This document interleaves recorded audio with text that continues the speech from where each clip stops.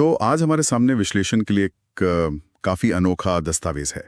ये कोई जैसे रिपोर्ट या लेख नहीं है, बल्कि 2026 में सेट की गई एक काल्पनिक हिंदी कहानी का कॉन्सेप्ट है। शीर्षक है the heist of the century. और दिलचस्प बात यह है कि इसे एक पॉडकास्ट स्क्रिप्ट के फॉर्मेट में सोचा गया है। हाँ, ये फॉर्मेट ही इसे काफी अलग बनाता है ना? कहानी एक ऐसी चोरी की है जो पहले कभी नहीं हुई। और ये जो पॉडकास्ट स्क्रिप्ट वाली बात है, ये इशारा करती है कि शायद इसे सुनाने के लिहाज से ही रचा गया है।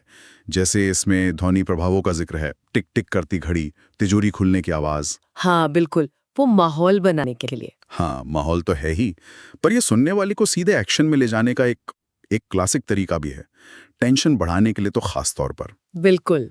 और कहानी का जो पैमाना है वो भी छोटा नहीं लग रहा। इसे एक भव्य, मतलब लगभग असंभव चोरी बताया गया है, और जिसके पीछे 10 साल की योजना है। 10 साल? हाँ, 10 साल। ये एक लंबा वक्त होता है किसी भी चीज की तैयारी के लिए। सही कहा। और यही बात इसे दिलचस्प बनाती है।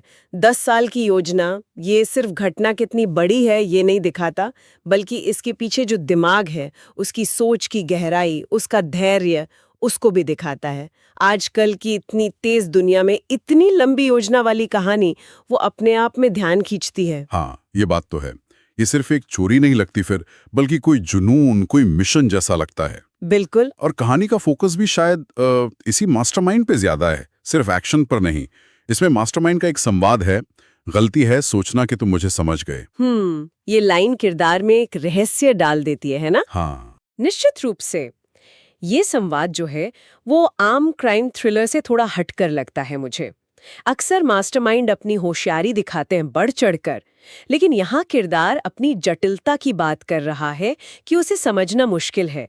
ये सुनने वालों को एक तरह से चुनौती देता है कि भाई इसे सिर्फ एक अपराधी मत समझो, एक पहेली की तरह देखो। लगता है कहानी को मनोवैज्ञानिक गहराई देने की कोशिश है। अच्छा। और ऑपरेशन का नाम भी इसी रहस्य को जैसे आगे बढ़ाता है, ऑपरेशन अंधेरा। हाँ, ऑपरेशन अंधेरा, क्योंकि ये तब शुरू हुआ जब सब सो रहे थे।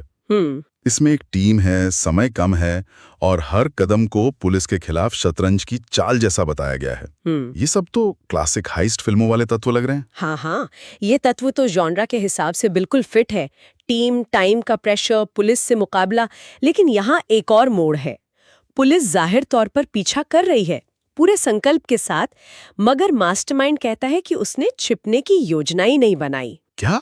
छिपने की योजना नहीं बनाई? हाँ, ये बात चौंकाती है। आमतौर पर ऐसी कहानियों में तो भागने का रास्ता, मतलब एस्केप प्लान, सबसे जरूरी होता है। तो फिर इसका क्या मतलब हो सकता है? क्या ये सिर्फ उसका आत्मविश्वास है, या कोई बड़ी चाल जिसका हमें अंदाजा नहीं, या शायद उसे पकड़े जाने का डर ही नहीं है? देखिए, ये कई संभावनाएं खोलता है। हो सकता है उसका लक्ष्य चोरी से भी बड़ा हो, या शायद वो चाहता है कि पकड़ा जाए, पर अपनी शर्तों पर। ये कहना कि छिपने की योजना नहीं बनाई, ये कहानी में तनाव और अनिश्चितता को और बढ़ा देता है।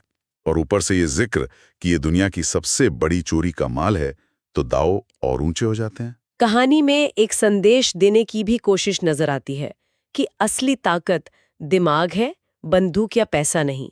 मास्टरमाइंड चाहता है कि उसे उसके प्लान के लिए याद किया जाए, ना कि सिर्फ उसकी तस्वीर के लिए। आपको लगता है ये संदेश इस तरह की कहानी में फिट बैठता है? ये एक दिलचस्प सवाल है सच में।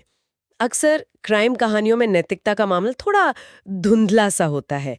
यहाँ अपराध के जरिए बुद्धि की श्रेष्ठता का संदेश देना, ये एक तरह का विरोधाभास तो पैदा कर सकता है, लेकिन ये किरदार को एक अलग पहचान भी देता है। वो सिर्फ चोर नहीं है, वो शायद एक विचारक या कलाकार जैसा बनना चाहता है, जो अपने काम यानी अपने प्लान के लिए पहचाना जाए। ये उसे पारंपरिक विलेन से अलग करता है ना? हाँ, ये बात तो है।